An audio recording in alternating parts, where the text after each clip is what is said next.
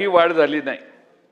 अध्यक्ष महोदय, सगळ्यांना महागाई आहे, तर आमच्या महाराष्ट्रातल्या शेतकऱ्यांना कर्ज महागाई नाही का? आणि म्हणून अध्यक्ष महोदय, मला वाटत होतं, आशा होती की गेला बाजार 5 लाख रुपयापर्यंत तरी कर्जमाफी सरकार करेल। अध्यक्ष महोदय, 2 लाख रुपये भरले, 8 लाखाचं कर्ज आहे, 6 लाखाचं काय, 5 लाखाचं कर्ज झालं तर विदर्भात फार मोठा सावरकरजी फायदा झाला असता सगळ्यांना। पण 5 लाखाचं कर्ज, आता महागाई एवढी वाढली, खताचे दर एवढे वाढले, कर्जच तेवढं काढावं लागतंय। आणि त्यामुळे अध्यक्ष महोदय, आपण शेतकऱ्याला कशी मदत करणार ही भूमिका ठेवली पाहिजे। आता नवीन एक सर्व सहकारी बँकांच्याकडून 9 मार्च 26 पर्यंत नियमित कर्ज भरवणाऱ्या शेतकऱ्यांची माहिती मागवण्यात आलेली। अध्यक्ष महोदय, शेतकरी आता मुश्रीफ साहेब इथं बँक चालवतात, 31 मार्चला आपण सगळे पैसे परत फेडतो, झिरो करतो कर्ज। त्यामुळे रेग्युलर कर्जदारांना देखील छाट मारायचा कार्यक्रम दिसतोय। त्यामुळे 9 मार्चला का, तुम्ही 31 मार्च पर्यंत जे कर्ज भरतील त्यांची 1 एप्रिलला यादी मागा। तुम्ही 9 मार्चलाच यादी मागायला लागलेलात। आणि त्यामुळे अध्यक्ष महोदय, माझी विनंती आहे की सभागृहातल्या सगळ्या सदस्यांच्या लक्षात आणून देतो की 2014 पासून केंद्र शासनाने भारतातल्या उद्योगपतींचे 16 लाख कोटी रुपयाचं कर्ज माफ केलेलं आहे। देशावरचा कर्जाचा बोजा 27 पर्यंत 214 लाख कोटी होण्याचा अंदाज आहे। म्हणजे आपला GDP देशाचा आहे ना, त्याच्या 56% आता कर्ज होणार आहे। परंतु शेतकऱ्यांच्याकडे मदत करायची म्हटली की पैशाची चणचण आम्हाला दिसते। उद्योगपतींचे 16 लाख कोटी रुपये देशात कर्जमाफ झाली, पण भारतातल्या आणि महाराष्ट्रातल्या शेतकऱ्याची कर्जमाफी करायला आपली इच्छा होत नाही।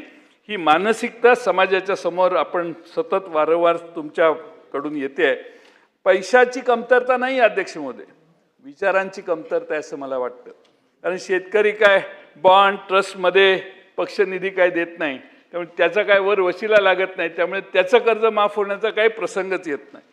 अध्यक्ष महोदय, बजेटमध्ये सांगितलेलं आहे मुख्यमंत्र्यांनी, कृषी GDP हा 55 अब्ज डॉलर वरून 47 सालापर्यंत 500 अब्ज डॉलर वर आम्ही नेणार। 55 अब्ज डॉलर म्हणजे 4.5 लाख कोटी आणि 500 अब्ज डॉलर म्हणजे 45 लाख कोटी रुपये। अध्यक्ष महोदय, मग हा कसा नेणार? त्याला काय पुढचे ॲक्शन काय? पुढच्या अध्यक्ष महोदय, कृषी विकासाचा दर पुढची सलग 21 वर्ष मी कॅल्क्युलेट केलं, 21 वर्ष 10 ते 11% जर राहिला कृषी विकासाचा दर, तरच अध्यक्ष महोदय आपण या 500 अब्ज डॉलर पर्यंत पोहोचू। पण आज दर काय आहे कृषी विकासाचा? 3.4%। अध्यक्ष महोदय, म्हणजे आपण 3.4 वर आहे आणि इनडायरेक्टली आपण देशात महाराष्ट्रात सांगतोय की आपला कृषी विकासाचा दर आम्ही 10 ते 11% करू। अनेक उपाययोजना आहेत आणि उत्पादकता वाढवावी लागेल, बाकीचे ते वेळ घेत नाही मी आपला। पण अध्यक्ष महोदय, सर्वात महत्त्वाचं म्हणजे भारत अमेरिका करार जर जो केलाय तो जर रद्द झाला नाही तर या सगळ्यासाठी अमेरिकेची परवानगी लागेल। अध्यक्ष महोदय, माननीय मुख्यमंत्र्यांच्या शब्दात सांगायचं म्हटलं तर 55 अब्ज डॉलरवरून 500 अब्ज डॉलर GDP कृषीचा नेण्याचं उद्दिष्ट आम्ही ठेवले। 10-15 पिकांसाठी एकात्मिक मूल्य साखळी होईल, बाकीच्या सगळे सांगितले त्यांनी, काय हरकत नाही। पण ते पुढे असं म्हणतात की याचा अर्थ असा पण होतो की आपण आपली कृषी बाजारपेठ परकीय देशांसाठी खुली करतोय। म्हणजे आपली स्पर्धा आता अमेरिका, युरोप, चीन या प्रगत देशासोबत होणार आहे। जर आपण आपली कृषी बाजारपेठ परकीय देशांसाठी खुली करणार असू तर याचा अर्थ काय, इनडायरेक्टली आपण भारत अमेरिकेचा जो करार केलेला आहे तोही आपण त्याचं इनडायरेक्टली समर्थन करतोय असा त्याचा अर्थ होतो। कारण अमेरिकेवर आपला करार आहे, आपण इथनं भाजी पाठवली तर ते 18% लावणार आणि त्यांनी इकडं सोयाबीन पाठवलं तर ते 0% दराने आत येणार। आणि म्हणून अध्यक्ष महोदय, आता भारतातला 2-1.5 एकराचा शेतकरी, महाराष्ट्रातला शेतकरी याची युरोपच्या शेतकऱ्याबरोबर स्पर्धा, ब्राझीलच्या शेतकऱ्यावर स्पर्धा, तिकडे अमेरिकेच्या शेतकऱ्याबरोबर स्पर्धा। अध्यक्ष महोदय, आमचा शेतकरी टिकणार कसा? त्याला सुविधा नाहीत, काय नाहीत, आणि मग सुविधा द्यायच्या होत्या तर बजेटमध्ये काय उल्लेख आहे? त्याचा कुठलाही उल्लेख अध्यक्ष महोदय नाही आहे, हे मी आपल्याला नम्रपणाने नमूद करू शकतो. अध्यक्ष महोदय, मुख्यमंत्री भाषणात परत म्हणतात की 2047 पर्यंत नागरी लोकसंख्या 70% होणार आहे. अध्यक्ष महोदय, जर 70% नागरी लोकसंख्या होणार असेल तर शहरातली माणसं शेतात जाऊन काम करणार का, कसं काय, याचाही साधारण अंदाज आपण भविष्याकडे घेताना केला पाहिजे. अध्यक्ष महोदय, शेवटी जो बोले जैसा चाले त्याची वंदावी पावले, पण सरकार मात्र आपण बोलतोय त्याच्या वेगळी कृती करते. मी 2च उदाहरणं देतो. मुख्यमंत्री मत्स्य संपदा योजना राबवून प्रतिवर्षी 1240 कोटी रुपये देण्यात येतील असे भाषणात सांगण्यात आले, परंतु मत्स्य व्यवसाय विभागाचा यावर्षीचा नियतोय 249 कोटी रुपयेच आहे. म्हणजे 1240 कोटी रुपये देतो म्हणतायत, पण बजेटमध्ये व्हाईट बुकमध्ये काय 249 कोटी आहे. GR 9 तारखेला इश्यू झालाय. त्या GR मध्ये जिल्हा योजनेतनं एवढे घेणार, राज्याकडून एवढे देणार, या सगळ्यांचे एवढे छोटा GR 9 तारखेचा वाचा आपण. आपल्या सिंधुदुर्ग, रत्नागिरी जिल्ह्यातल्या आणि विदर्भातल्या शेतकऱ्यांनी जे मत्स्य शेतीमध्ये आहेत, अध्यक्ष महोदय, कसे त्याला पैसे मिळणार? आणि हे 1240 कोटी रुपये याचा हिशेब माननीय मुख्यमंत्र्यांनी जर सभागृहात दिला तर त्याचा आम्हाला आनंद झाला असता. अध्यक्ष महोदय, गोपीनाथ मुंडे अपघात सानुग्रह योजनेत शेतमजुरांचा समावेश करण्याची घोषणा केली. आम्हाला आनंद वाटला की बाबा झालंय, म्हणजे बरं झालं. पण अध्यक्ष महोदय, याचा अर्थ काय, तर योजनेत लाभार्थी वाढले. आता लाभार्थी वाढल्यावर तरतूद वाढली पाहिजे की नाही? झालं उलट. अध्यक्ष महोदय, मागच्या वर्षीचा सुधारित अंदाज म्हणजे रिवाइज बजेट होतं, एस्टिमेट हे 140 कोटी, 140 कोटी आपण मागच्या वर्षी खर्च केले. आता बजेटमध्ये 120 कोटी रुपये दिले. तुम्ही लाभार्थी वाढवले आणि प्रोव्हिजन कमी केली. अध्यक्ष महोदय, खरं म्हणजे एवढंच नाही, फळ पीक योजना, प्रधानमंत्री पीक विमा योजना, नारळ पीक विमा योजना, कृषी सिंचन योजना, नमो शेतकरी महासन्मान योजना, अशा जवळपास सर्व कृषी विभागाच्या योजनांवर तरतुदी कमी करण्यात आलेल्या आहेत. हे अध्यक्ष महोदय मी सभागृहाच्या निदर्शनाला आणून देतो. आता दुग्ध विकासाचा विषय, दुग्ध विकास विभागाचा नियतोय किती असावा? आमचे कोरे साहेब दूध विकासात फार तरबेज आहेत. यावर्षी दुग्ध विकास विभागाचा नियतोय 1 लाख रुपये करण्यात आले. तुम्ही बघा, त्याच्यात दूध उत्पादक शेतकऱ्यांसाठी देण्यात येणारे अनुदान बंद करणार का हे सरकार? याचा खुलासा भाषणात करावा. एकीकडे म्हणायचे उत्पन्न वाढवू, पण दुसरीकडे तरतुदी कमी करायला निघालोय. अध्यक्ष महोदय, सगळं चिंताजनक आहे. अध्यक्ष महोदय, अर्थव्यवस्था $5 ट्रिलियन 2047 पर्यंत करणार, काही प्रॉब्लेम नाही. म्हणजे 450 लाख कोटी रुपये. सध्या किती आहे? 0.55 ट्रिलियन डॉलर आहे, म्हणजे 50 लाख कोटी. 50 लाख कोटीवरून 4.5 कोटीवर जायचं आहे आपल्याला. आणि माझं काही तक्रार नाही, माझा पाठिंबाच आहे. मोठ्या कल्पना, मोठी स्वप्न बघावीत, पण त्याच्यासाठी काही कृती केली पाहिजे. 21 वर्ष विकास दर सरासरी 11.5% असला तर आपण कुठंतरी हे पोचू शकतो पुढची 21 वर्ष. आणि म्हणून अध्यक्ष महोदय, 25-26 मध्ये आपला काय दर आहे? विकास दर 7.9% अपेक्षित आहे. मागच्या वर्षीचा किती होता? 7.3%. म्हणजे घोषणा आणि प्रत्यक्ष कृती याच्यात बरंच अंतर आहे. अध्यक्ष महोदय, भाषणात म्हटलंय की महाराष्ट्र हे देशाचं आर्थिक इंजिन आहे. आकडेवारी बघितली तर तसं दिसत नाही. आर्थिक पाहणी अहवाल जर बघितला तर अध्यक्ष महोदय, देशाचा rate of change in GDP growth हा महाराष्ट्राच्या rate of change in GDP growth पेक्षा जास्त आहे. म्हणजे देशाची GDP आपल्यापेक्षा जास्त वेगाने वाढते अध्यक्ष महोदय, आपली कमी आहे. आणि अध्यक्ष महोदय, राज्यामध्ये मोठी राज्य जी आहेत देशातली, त्यात आर्थिक वाढीच्या गतीत पहिल्या नंबरवर असणारा महाराष्ट्र आता 4थ्या नंबरवर गेलाय. अध्यक्ष महोदय, 21-22 ते 24-25 या कालावधीत महाराष्ट्राचा GSDP 43% वाढला, कर्नाटकचा कितीने वाढला? 65% वाढला, गुजरातचा 48%, तामिळनाडू 47%. दर उत्पन्नात आपण 5व्या क्रमांकावर आहोत बावनकुळे साहेब. आज आपण महाराष्ट्र देशाचा आर्थिक गाडा चालवतोय किंवा गाडा चालवत आहे असं म्हणणं कितपत योग्य आहे ह्याचा विचार करा. चालवायला पाहिजे, पण तेवढं आपल्यामध्ये प्रगती देखील केली पाहिजे. अध्यक्ष महोदय, 36 जिल्ह्यामधले 11 जिल्हे आपले असे आहेत की देशाच्या दरडोई उत्पन्नापेक्षा कमी आहेत. आणि त्यामुळे अध्यक्ष महोदय, जी गुंतवणूक आहे ती सर्वसमावेशक होत नाही आणि ठराविक भागामध्येच ही गुंतवणूक होते, याचा तो अर्थ आहे असं मला वाटतं. अध्यक्ष महोदय, शासनाची महसुली तूट, हे याकडे आपण ऐका. 23-24 मध्ये शासनाची महसुली तूट 29,995 कोटी होती.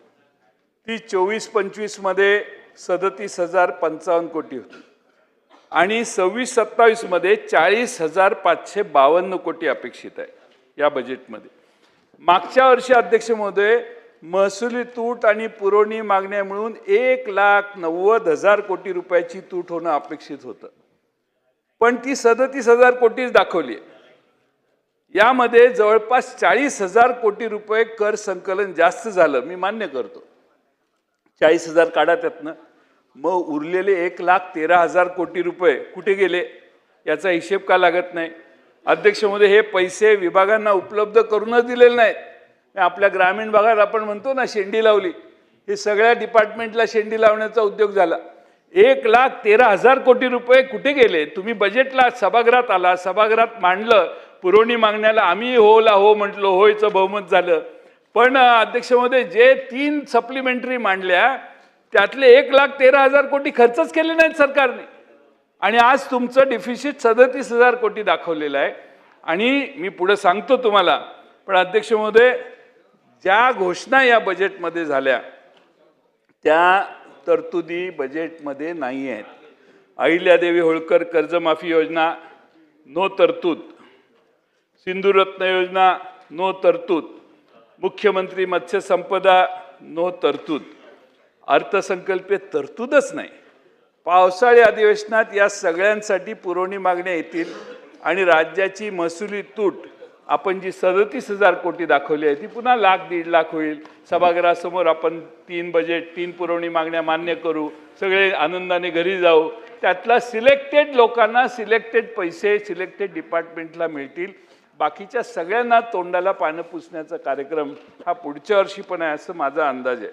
अध्यक्ष महोदय, फार घोषणा झाल्या, नवीन प्रोजेक्ट झाले, अनेक मेट्रो झाल्या, अनेक रस्ते, भुयारी मार्ग, किती घोषणा झाल्या. मी स्वागत करतो त्या घोषणांचं, केल्याच पाहिजेत, पण त्याची तरतूद तर करायला पाहिजे.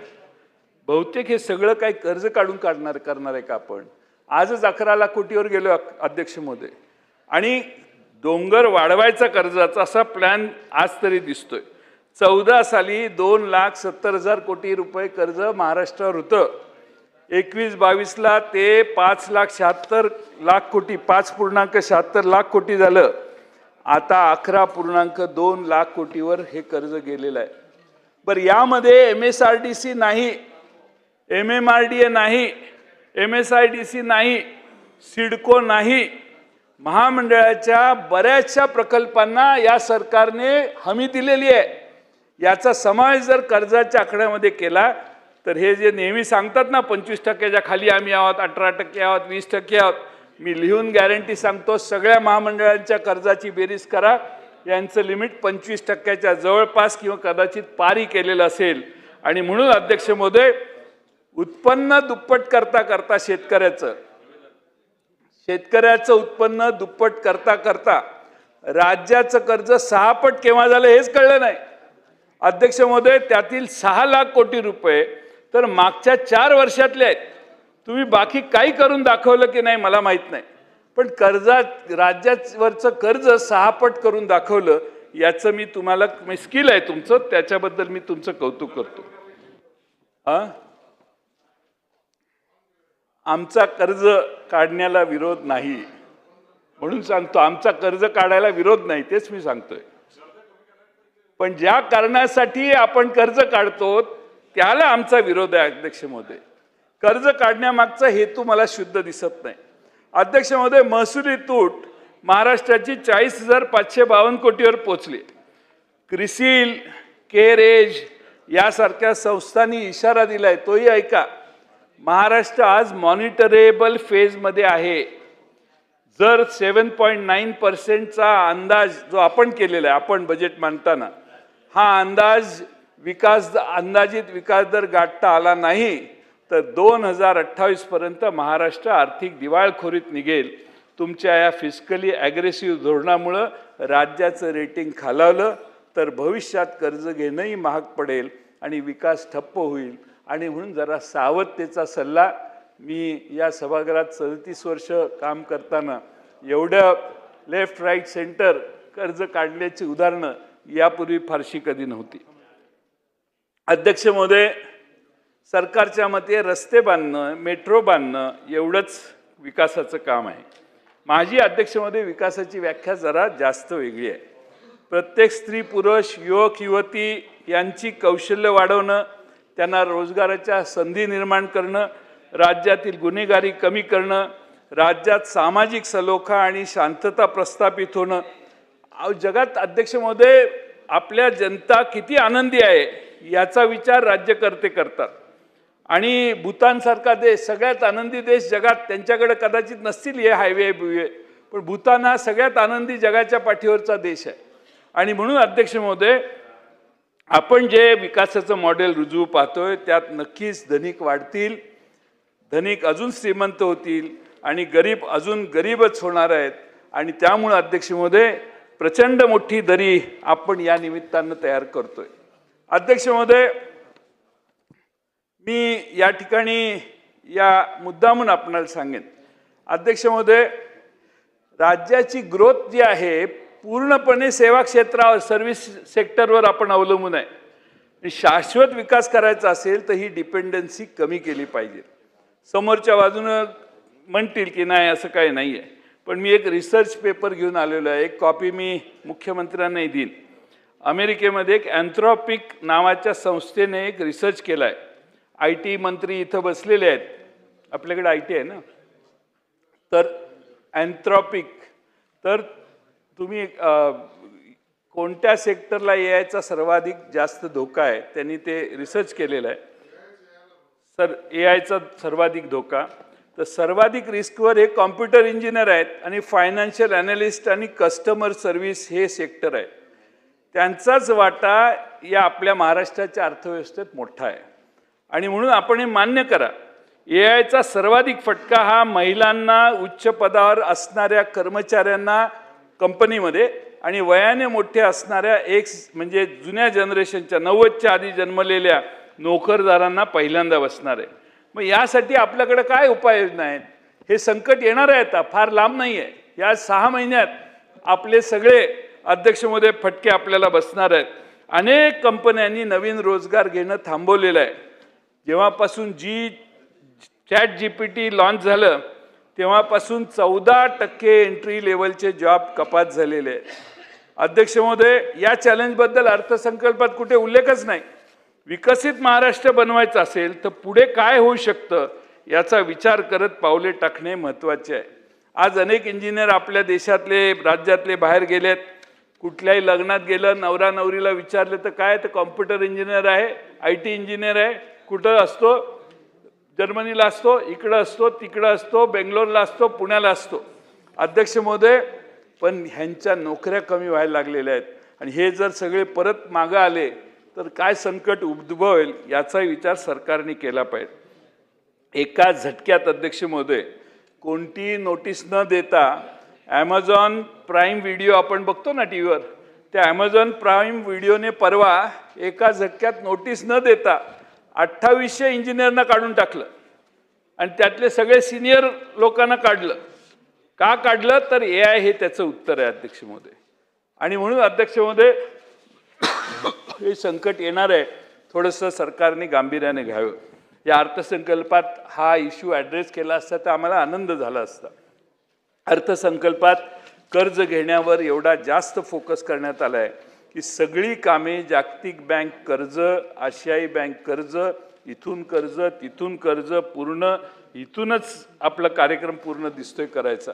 अध्यक्ष महोदय, सगळ्या निवडणुका डबल इंजिन, ट्रिपल इंजिन म्हणून काल परवा झालेल्या, तिसरं इंजिन तुमचं लावा, आमच्या वर 2 इंजिन आहेत सांगितल्यावर धडाधड लोकांनी जिल्हा परिषदा, नगरपालिका, महापालिका तिसऱ्या इंजिनाचं त्यांचं इंजिन जोडलं. अध्यक्ष महोदय, पण मेनच इंजिन फेल झालंय. पहिलं इंजिन आहे ना, तेच फेल व्हायला लागलेलं आहे. आपल्या बजेटमध्ये देखील केंद्र सरकारने माझ्याकडे एस्टिमेट दिलेलं, त्यात ज्या एस्टिमेट होत्या त्या सगळ्यात मोठ्या प्रमाणात कपात केलेली आहे. आपल्या बजेटमध्ये देखील 20% हिस्सा केंद्र सरकारचा येणार आहे. अध्यक्ष महोदय, केंद्र शासनाने मागच्या वर्षी आणि यावर्षी बजेटमध्ये कपात केलेली आहे. मी नियतवय आहे माझ्याकडं, मी सांगू शकतो. 2022 पर्यंत सर्वांना घर देणार असे माननीय प्रधानमंत्र्यांनी घोषणा केलेली होती. पण वस्तुस्थिती काय, तर 2024 ते 2026 या कालावधीत मंजूर घरापैकी फक्त 12.8% घरं भारतात पूर्ण झाली. आता केंद्र सरकारकडून या योजनेच्या निधीमध्ये मोठ्या प्रमाणात कपात चालू आहे. मागच्या वर्षी प्रधानमंत्री आवास योजना शहरी भागात 3500 कोटी रुपये होते, रिवाइज एस्टिमेटमध्ये 300 कोटी आले. ग्रामीणमध्ये 54,000 कोटी होते, ते 32,000 कोटी आले. म्हणजे अध्यक्षामध्ये घोषणा केलेली आहे, तुमची घोषणा आहे, तुमचा कार्यक्रम आहे आणि तुम्ही त्याला प्रोव्हिजन करत नाहीत. केलेली प्रोव्हिजन परत रिवाइज एस्टिमेटमध्ये कमी करताय. केंद्राचे जलजीवन मिशन 25-26 मध्ये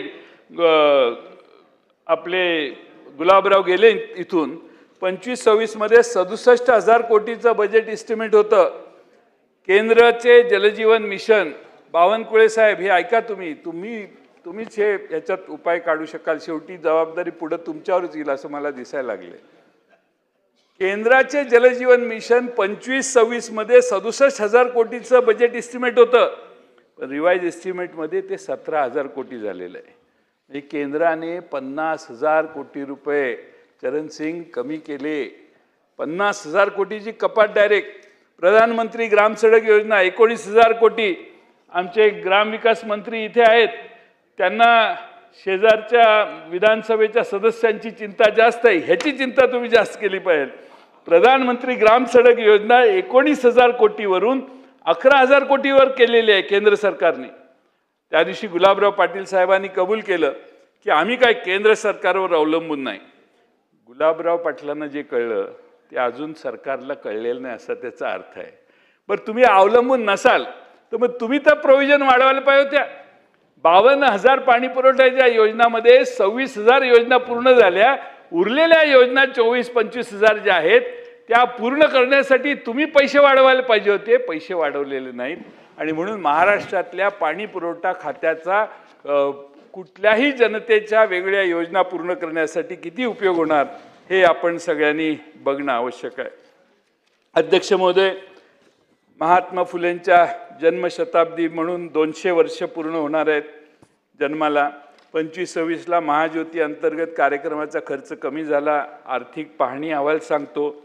मग बाकीच्या सगळ्या प्रोव्हिजन्स म्हणजे UPSC कोचिंग किंवा MPSC कोचिंग त्याचेही खर्च कमी केले. मी त्या तपशिलात जाऊन वेळ घेत नाही. पण संत गाडगेबाबा यांचं 150वे जयंती वर्ष आहे. सरकारने काय केले, ऑलरेडी एक्झिस्टिंग स्कीम एक करण्यात सगळ्या योजना एकत्रित केल्या. आता सगळ्या योजना जर एकत्रित केल्या तर माझी एक सूचना आहे की महाराष्ट्रामध्ये नगरपालिका अ, ब, क या नगरपालिकांना घंटागाड्या कमी पडतात. त्यांना EV गाड्या, घंटागाड्या देण्याची व्यवस्था करावी. सरकारने एक योजना आणावी आणि जेवढी घरं असतील त्या शहरात तेवढं आपण गाड्या वाढवून दिल्या तर घंटागाड्या वेळेवर जाऊन कचरा गावातनं बाहेर येईल आणि घनकचरा व्यवस्थापनासाठी देखील प्रत्येक शहरात काहीतरी अनुदान देऊन त्या योजना राबवण्याचा प्रयत्न करा. EV गाडी. अध्यक्ष महोदय, खरं म्हणजे मी या ठिकाणी DPDCला सांगा. अध्यक्ष महोदय, बजेटमध्ये तिसरा स्तंभ आहे सर्वसमावेशक विकासाचा. पण सरकार हे इन्क्लुजन नाही करत, इन्क्लुझिव्ह ग्रोथ करत नाही आहे. सरकार एक्सक्लुझिव्ह ग्रोथ करतंय, म्हणजे एक्सक्लुजन करतंय. मागील वर्षी सोशल जस्टिस डिपार्टमेंटला 38,000 कोटी रुपये दिलेले होते. राज्यमंत्री अर्थ सोशल जस्टिस डिपार्टमेंटला 38,000 कोटी रुपये अलॉकेट केलेले, पण 50%च पैसे त्या डिपार्टमेंटने खर्च केले. आदिवासी विभागाची काय परिस्थिती? आदिवासी विभागात 29,638 कोटी रुपये दिलेले होते. 47 ते बघितल्यामुळेच मी हा कागद बाहेर काढला, ते जायच्या आधी बोलावं म्हणून. तर 47% निधी खर्च करण्यात आला नाही ना, 50ही पण गाठली नाही. काल ते किती तिघांनी आपल्या 50 केले तुमच्या क्रिकेटच्या मॅचमध्ये, ह्यांना 50 पर्यंतही पोहोचता आलं नाही. अध्यक्ष महोदय, खर्च करण्यात डिपार्टमेंट कमी पडत नाही, उईके कमी पडतात असं माझं म्हणणं नाही, मंत्री कमी पडतात असं नाही. सरकारच देत नाही पैसे, वित्त विभागानेच पैसे दिले नाहीत. मुळात आडातच नसेल तर पोहऱ्यात कुठून येणार हा एक नवा प्रश्न आहे. आणि आदिवासी आणि दलित समाजाचे भले करण्यापेक्षा सरकारला केवळ आणि केवळ कर्ज काढून मोठे रस्ते पूल बांधण्यात इंटरेस्ट जास्त आहे.